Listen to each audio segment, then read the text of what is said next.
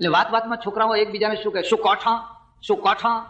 હું વિચાર કરું કે શું કેરી નહીં, શું બોરા નહીં, શું જામફળ નહીં, અને આ શું કોઠા જ કેમ કરતા હશે આ લોકો. મેં એક દિવસ પૂછ્યું, તમે આ કોઠા કોઠા કેમ કરો છો? કે તો અમારા બાપ દાદા બોલતા આવેલા ને એટલે બોલીએ છીએ, બાકી કેમ બોલીએ છીએ ખબર નથી. પછી મારા આશ્રમના દરવાજા બહાર એક કોઠીનું ઝાડ છે. હું એકવાર મારા વરંડામાં અંદર ઉભેલો આશ્રમમાં, કોલેજ બાજુમાં, કોલેજના છોકરા આવે પછી ઉપર કોઠા આવા બધા એને પથરા મારે.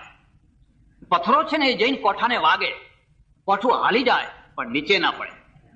ત્યારથી મને સમજણ પડી ગઈ, ઓહો, સમાજમાં કેટલાક માણસો એવા હોય છે જે કદી પણ સમાજ માટે ઘસાતા નથી હોતા, સમાજને ઉપયોગમાં નથી આવતા હોતા. મારી તમને એક ખાસ સલાહ છે, કદાચ કોઈ કોઠા જેવા માણસનો સંપર્ક થાય અને સંબંધ બાંધવો પડે તો એનો સંબંધ ચટણી જેટલો રાખજો. કોઠાની ચટણી થાય, તપેલી ભરીને કઈ કોઠા ખવાય નહીં.